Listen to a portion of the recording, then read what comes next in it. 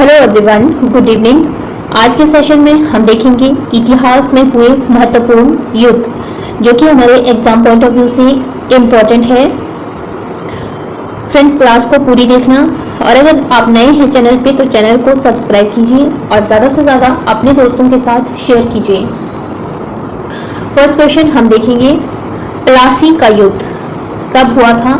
ये 23 जून 1757 ईस्वी में हुआ था। किसके बीच हुआ था? सिराजुद्दौला और रॉबर्ट क्लाइव के बीच हुआ था और इसमें अंग्रेजों की विजय हुई थी। बक्सर का युद्ध 22 अक्टूबर 1764 ईस्वी में हुआ था, मीर कासिम और अंग्रेजों के बीच।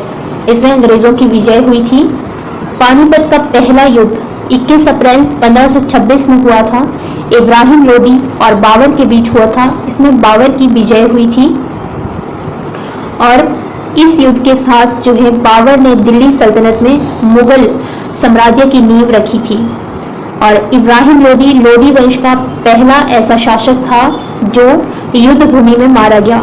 ओके, फिर उसके बाद पानीपत का दूसरा युद्ध होता है ठीक इसके 20 साल बाद, 5 नवंबर 1556 में हुआ था। 1526 में पहला युद्ध हुआ था, दूसरा युद्ध 1556 में हुआ था और ये मुगल सेना, अकबर उस समय शासक थे और अकबर जो है उनकी उम्र बहुत कम थी, इसलिए मुगल सेना का नेतृत्व जो है बैरम खां कर रहे थे और अफगान सेना का नेतृत्व जो है हेमू कर रहे थे। तो इन दोनों के बीच ये युद्ध होता है और मुगलों की विजय हुई थी इसमें। पानीपत का तीसरा युद्ध जो है 17 जनवरी 1761 में हुआ था, अहमद शाह अब्दाली और मराठों के बीच और इसमें मराठों की विजय, मराठों की पराजय हुई थी। इस तरह से पानीपत में 3 युद्ध हुए हैं, एक 1526 में, दूसरा 1556 में और तीसरा 1761 में। ओके, इसके बाद इलाहाबाद की संधि 15 अगस्त 1765 में हुई थी। ये शाह आलम द्वितीय और अंग्रेजों के बीच हुई थी और इस संधि पे 3 लोगों के हस्ताक्षर हुए थे। एक तो शाह आलम द्वितीय थे और दूसरे अंग्रेजों की तरफ से रॉबर्ट क्लाइव और तीसरा बंगाल के नवाब जो कि उस समय नजमुद्दौला थे। इन तीनों की इसमें हस्ताक्षर हुए थे और इस संधि की शर्तें क्या थी? इस संधि के अनुसार जो है मुगल सम्राट शाह आलम द्वितीय ने जो है 12 अगस्त को एक फरमान जारी किया और उसमें उसने बंगाल, बिहार और उड़ीसा की दीवानी जो है कंपनी को दे दी थी और दूसरी शर्त थी इसकी कि सम्राट को जो है अवध के नवाब से कड़ा और इलाहाबाद के जिले लेकर दे दिए थे और मुगल सम्राट को जो 26 लाख रुपए प्रति वर्ष पेंशन के रूप में दिए जाने का निर्णय लिया गया था इसमें। और इसके बाद इलाहाबाद की दूसरी संधि 16 अगस्त 1765 में हुई थी और ये संधि जो है नवाब सुजाउद्दौला और क्लाइव के बीच हुई थी और इस संधि की शर्तें भी 2 शर्तें थी इस संधि की। पहली, अवध का राज्य कड़ा और इलाहाबाद को छोड़कर ये नवाब को वापस मिल गया था और दूसरा, इसमें कंपनी को 50 लाख रुपए दिए गए थे और साथ में चुनार का दुर्ग जो है कंपनी को दे दिया गया था। और इस संधि के दौरान जो है अंग्रेजों को अवध में मुक्त व्यापार करने की अनुमति मिल गई थी, यानी फ्री ट्रेड करने की, उन पे कोई कर नहीं लगाया जाएगा, ये अनुमति मिल गई थी। ओके, फिर बनारस की संधि 1773 में हुई थी। ये नवाब सुजाउद्दौला और वारेन हेस्टिंग्स के बीच हुई थी। इस संधि के अनुसार इलाहाबाद और व कड़ा के जिले जो है नवाब को 50 लाख रुपए में बेच दिए थे। ओके, खानवा का युद्ध कब हुआ था? ये 16 मार्च 1527 ईस्वी में हुआ था, राणा सांगा और बाबर के बीच। राणा सांगा मेवाड़ के राजा थे और इसमें राणा सांगा की पराजय हुई थी। चंदेरी का युद्ध 1528 में हुआ था। 29 जनवरी 1528 में चंदेरी का युद्ध जो है राजपूत राजा मेदिनी राय और बाबर के बीच हुआ था और इसमें बाबर की विजय हुई थी। घाघरा का युद्ध 1529 ईस्वी में हुआ था। ये 5 मई 1529 ईस्वी में हुआ था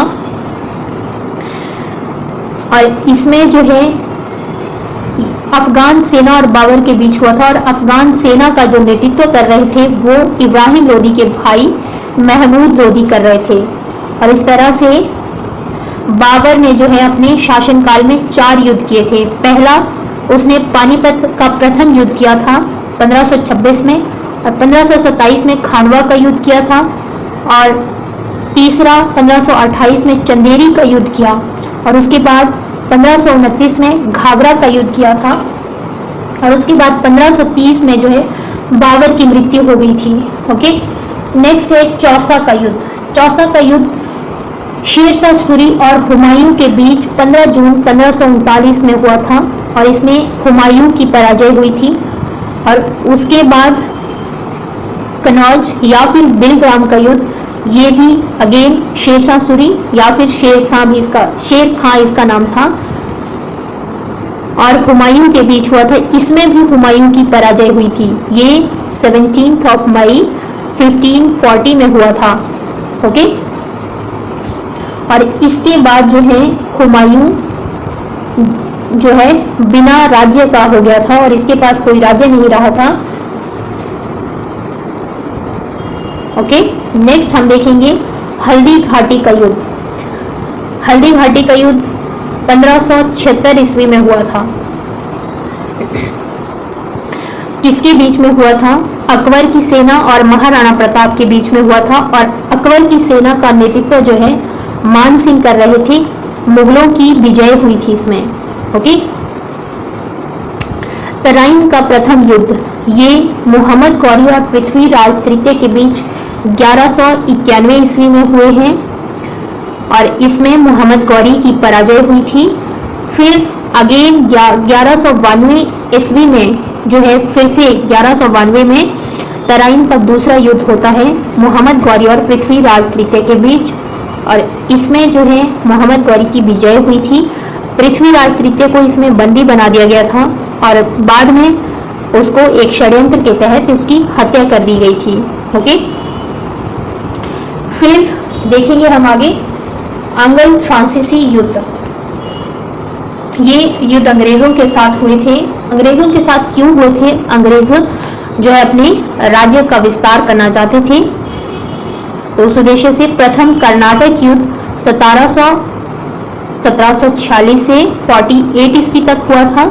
इसका कारण क्या था? इसका कारण था ऑस्ट्रिया का उत्तराधिकार युद्ध, और ये किस संधि के साथ समाप्त हुआ था? आपसे इस तरह से क्वेश्चन पूछ सकते हैं। तो प्रथम कर्नाटक युद्ध एक्स-ला-चैपेल की संधि के साथ समाप्त हुआ था, जो कि 1748 ईस्वी में हुई थी, और फ्रांसीसियों की विजय हो गई थी इसमें। और द्वितीय कर्नाटक युद्ध ये 1749 से 54 ईस्वी तक 1754 ईस्वी तक हुआ था।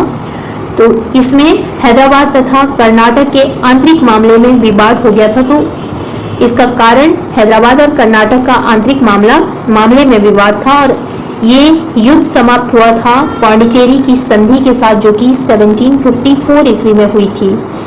तृतीय कर्नाटक युद्ध हुआ था 1758 टू 63 ईस्वी, और इसका कारण क्या था? इसका कारण था सप्तवर्षीय युद्ध से प्रभावित, और इसके बाद संधि हुई थी पेरिस संधि 1763 ईस्वी में। उसके बाद अंग्रेजों के मराठों के साथ युद्ध होते हैं। आंग्ल मराठा युद्ध, ये मराठाओं के जो पेशवा थे उन और गवर्नर जनरल के बीच होते थे। तो ये भी 3 युद्ध हुए हैं। प्रथम आंग्ल मराठा युद्ध माधवराव और वॉरेन हेस्टिंग के बीच 775 से 82 ईस्वी तक हुआ था, और फिर 1782 में सालवाई की संधि के साथ ये समाप्त हो गया था। उसके बाद द्वितीय आंग्ल मराठा युद्ध 1803 से 1806 ईस्वी में हुआ था, जो बाजीराव II और जॉर्ज वार्लो एवं वेलेजली के बीच हुआ था, और ये 1805 में राजघाट की संधि के बाद ये समाप्त हुआ था। तृतीय आंग्ल मराठा युद्ध 1817 टू 1818 ईस्वी में हुआ था, और ये बाजीराव II और लॉर्ड हेस्टिंग्स के बीच हुआ था, और इस युद्ध के बाद जो है पुणे की संधि हुई थी। ओके, नेक्स्ट फिर मैसूर के साथ होते हैं अंग्रेजों के युद्ध। आंग्ल मैसूर संघर्ष जो है मैसूर शासक और बंगाल के गवर्नर के बीच होते हैं। प्रथम आंग्ल मैसूर युद्ध हैदर अली और लॉर्ड वेरेलस्ट के बीच हुआ था 1767 से 69 ईस्वी में।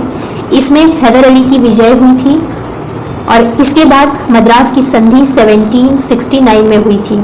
ये पहला ऐसा भारतीय था जिसने अंग्रेजों को पराजित किया था। ओके, द्वितीय आंग्ल मैसूर युद्ध फिर से हैदर अली और वारेन हेस्टिंग के बीच होता है 1782-1784 ईस्वी तक और इसमें हैदर अली की मृत्यु हो गई और हैदर अली की मृत्यु के बाद जो है टीपू सुल्तान ने युद्ध का नेतृत्व किया और इस युद्ध के बाद जो है मैंगलोर की संधि 1784 ईस्वी में हुई। फिर तीसरा आता है तृतीय आंग्ल मैसूर युद्ध 1792 ईस्वी में हुआ था। ये टीपू सुल्तान और लॉर्ड कॉर्नवालिस के बीच हुआ था और इसके बाद जो है श्रीरंगपट्टनम की संधि हुई थी 1792 में और इस युद्ध के बाद जो है टीपू सुल्तान की स्थिति कमजोर हो गई थी। चतुर्थ आंग्ल मैसूर युद्ध होता है 1799 में टीपू सुल्तान और लॉर्ड वेलेजरी के बीच और इस युद्ध में टीपू सुल्तान मारा जाता है। ओके, नेक्स्ट कुछ और भी है। रिंग फेंस घेरे की नीति ये किससे संबंधित थी? इसका अनुसरण जो है वारेन हेस्टिंग ने किया था मैसूर और मराठा युद्धों के दौरान। व्यपगत का सिद्धांत डॉक्ट्रिन ऑफ लेप्से, इसमें इस नीति का प्रयोग जो है ये लॉर्ड डलहौजी की थी। इसको शांतिपूर्ण विलय की नीति के नाम से भी जाना जाता है और इस नीति के तहत जो है 1848 ईस्वी में सतारा को और 1853 में झांसी को, 1854 ईस्वी में नागपुर को अंग्रेजी शासन में मिला दिया गया था लॉर्ड डलहौजी द्वारा। ओके, नेक्स्ट है लॉर्ड डलहौजी को रेलवे का जनक, भारत में लॉर्ड डलहौजी को रेलवे का जनक भी कहते हैं। इसी के प्रयासों के तहत जो है महाराष्ट्र में मुंबई टू ठाणे 1853 में जो है पहली ट्रेन चली थी। ओके, और इसको PWD का जनक भी कहते हैं लॉर्ड डलहौजी को। ओके, नेक्स्ट हम देखेंगे गवर्नर जनरल से संबंधित कुछ महत्वपूर्ण तथ्य। बंगाल का गवर्नर जनरल, प्रथम गवर्नर कौन था? ये आपसे डायरेक्ट क्वेश्चन पूछा जा सकता है गवर्नर जनरल या फिर गवर्नर वाइसराय के बारे में। तो बंगाल का प्रथम गवर्नर रॉबर्ट क्लाइव था और अंतिम गवर्नर था वारेन हेस्टिंग।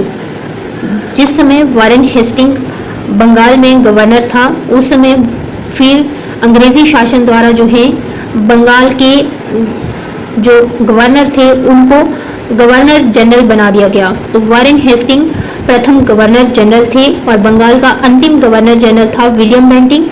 फिर विलियम बेंटिक जो है भारत का प्रथम गवर्नर जनरल बना और अंतिम गवर्नर जनरल था भारत का लॉर्ड कैनिंग।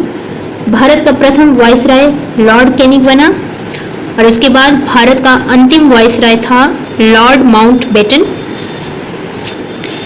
और स्वतंत्र भारत का प्रथम गवर्नर जनरल बना लॉर्ड माउंटबेटन और भारतीय जो कि प्रथम और अंतिम बने थे भारत के वो थे सी राजगोपालाचारी।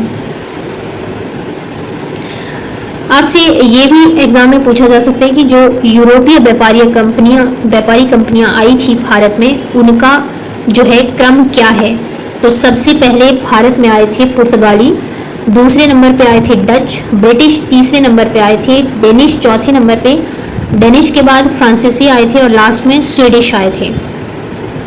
और भारत की खोज किसने की थी? वास्को डी गामा ने 17 मई 1498 में की थी। ये केप ऑफ गुड होप होते हुए जो है कालीकट के प्रसिद्ध बंदरगाह कप्पक डाबू में उतरा था। पहले ये 1492 में आ रहा था भारत, तो उस समय इसने अमेरिका की खोज की थी 1492 में और फिर ये दोबारा आया और 1498 में इसने भारत की खोज की। Okay, so thank you so much.